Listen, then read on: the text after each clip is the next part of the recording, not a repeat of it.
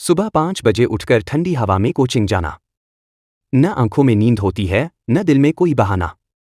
बस होता है तो एक सपना, सरकारी नौकरी का सपना। लेकिन आज वो सपना सवालों के घेरे में है। एसएससी, जिस पर करोड़ों युवाओं को भरोसा था, आज उसी पर उठ रहे हैं सवाल। पेपर शुरू होते ही सिस्टम बंद, कहीं सर्वर डाउन का मैसेज आया, तो कहीं बच्चों को कहा गया आज परीक्षा नहीं होगी। ये गलती नहीं, ये गुनाह है। लेकिन छात्रों ने हार नहीं मानी। हजारों किलोमीटर दूर से भी बच्चे चल पड़े दिल्ली की सड़कों पर न्याय मांगने। जंतर मंतर गवाह बना उन सपनों का जो धुंधले हो गए थे। छात्र, शिक्षक और अभिभावक सब एक साथ सिर्फ एक सवाल लेकर आए थे, हमें न्याय कब मिलेगा। और अब एक सन्नाटा है।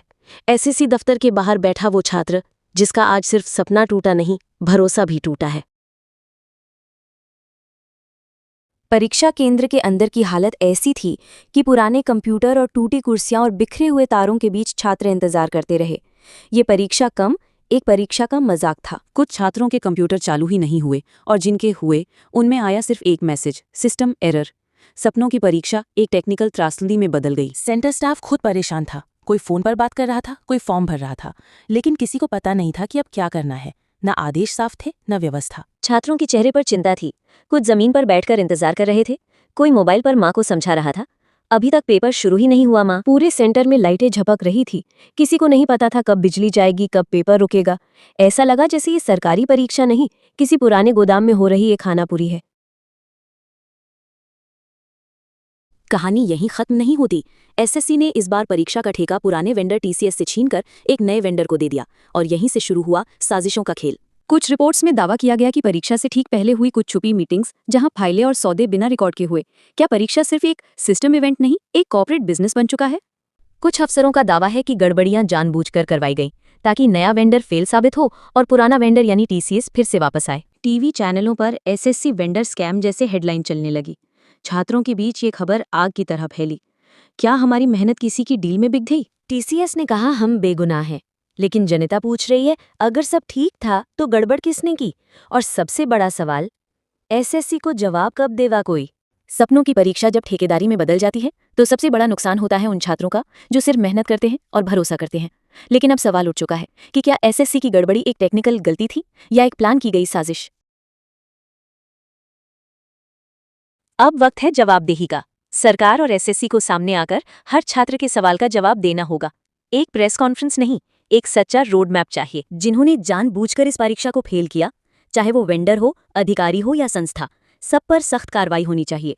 ये सिर्फ गलती नहीं, भविष्य से खिलवाड़ है। जिन छात्रों की मेहनत बर्बाद हुई, उन्हें बिना किसी शुल्क के फिर से परीक्षा देने का मौका मिलना चाहिए। यही सच्चा न्याय होगा। एसएससी को आप पुराने सिस्टम को छोड़कर टेक्नोलॉजी में सुधार लाना होगा। बायोमेट्रिक सिस्टम, लाइव सीसीटीवी और हर सेंटर की निगरानी, ताकि दोबारा कोई गड़बड़ी ना हो। एक ऐसा सिस्टम बने जहां छात्र अपनी शिकायतें सीधे दर्ज करा सकें, जल्दी समाधान मिले, ना कि सिर्फ ऑटोमेटेड जवाब। एसएससी को छात्रों से जुड़ना होगा, कागज नहीं, इंसान समझकर। सुबह 5 बजे उठकर बिना शिकायत के फिर किताबों में झुक जाना, ये कोई मजबूरी नहीं, ये एक सपना है, एक सरकारी नौकरी का सपना। इन बच्चों के पीछे हैं हजारों घरों की उम्मीदें, जिनके पास ना महंगे कोचिंग है, ना कोई जुगाड़, सिर्फ मेहनत और माँ बाप की दुआ है। जब रिजल्ट आता है तो दिल की धड़कनें रुक जाती हैं। एक क्लिक और फैसला, नौकरी मिलेगी या फिर से एक साल पीछे। और जब सिस्टम धोखा देता है तब भी ये छात्र हार नहीं मानते, क्योंकि इनका भरोसा टूट सकता है, लेकिन इरादा नहीं। एक नई सुबह आएगी, जब सिस्टम पारदर्शी होगा, जब मेहनत का फल मिलेगा और जब हर छात्र कहेगा कि मेरी परीक्षा भी हुई और न्याय भी।